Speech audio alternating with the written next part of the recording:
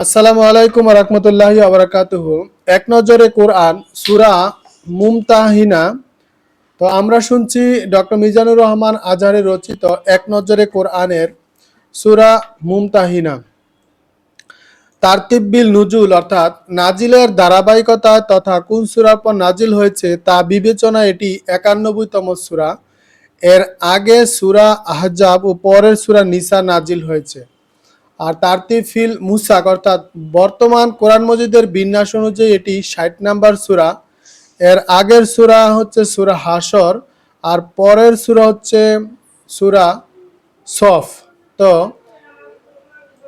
এক নজরে কোরআনের সূরা মুমতাহিনা এটি হচ্ছে মক্কা বিজয়ের আগে নাজিল হয়েছে। আর এই সূরা নাম্বার হচ্ছে ৬০ আর এখানে আয়াত রয়েছে ১৩টি। তাই এটি হচ্ছে একটি মাদানী যুগের সূরা।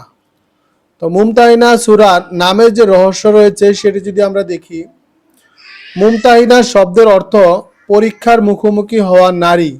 সূরার ১০ নম্বর আয়াতে বলা হয়েছে কাফির রাষ্ট্র থেকে কোনো নারী হিজরত করে মুসলিম রাষ্ট্রে এলে তাকে পরীক্ষার মুখোমুখি করতে হবে।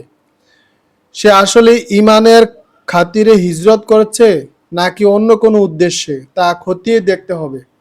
সেখান থেকে এই সূরার নামকরণ করা হচ্ছে সূরা মুমতাহিনা অর্থাৎ পরীক্ষার মুখোমুখি হওয়া নারী। তো এই সূরার মেজর যে থিম রয়েছে, তিনটি মেজর থিমের কথা বলা হয়েছে। এক নাম্বার হচ্ছে কাফির মুশরিকদের ঘনিষ্ঠ বন্ধু বানানোর ব্যাপারে নিষেধাজ্ঞা আলোচনা করা হয়েছে। আর ২ নাম্বার হচ্ছে হযরত ইব্রাহিম আলাইহিস সালামের ঘটনা বর্ণনা করা হয়েছে এখানে। আর ৩ নাম্বার হচ্ছে ঈমানদার নারীদের পরীক্ষা করা হয়েছে এই সূরা এইখানে। তো এক নজরে কোরআনে সূরা মুমতাহিনার শুরুর এবং শেষের যে সম্পর্ক, সূরার শুরুতে আল্লাহ যেসব লোকের সাথে বন্ধুত্ব করতে নিষেধ করেছেন, যারা আল্লাহ তার মুমিন বান্দাদের শত্রু, এই শত্রুদের ওপর আল্লাহ ভীষণ রাগান্বিত। তাই সূরার শেষেও এসেছে এই রকম নির্দেশনা, যারা ঈমান এনেছে তোমরা সেসব লোককে বন্ধু বানিও না যাদের উপর আল্লাহ রাগান্বিত হয়েছেন। তো অন্য সূরার সাথে যে সূরার সম্পর্ক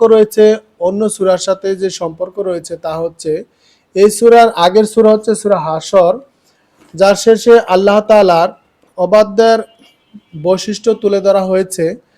এরা আল্লাহকে ভুলে যায় এবং আল্লাহর আনুগত্য ছেড়ে অবাধ্যতার পথে ছোটে।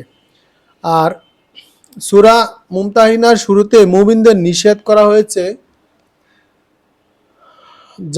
তারা যেন আল্লাহর অবাধ্য দুশমনদের বন্ধু না বানায়।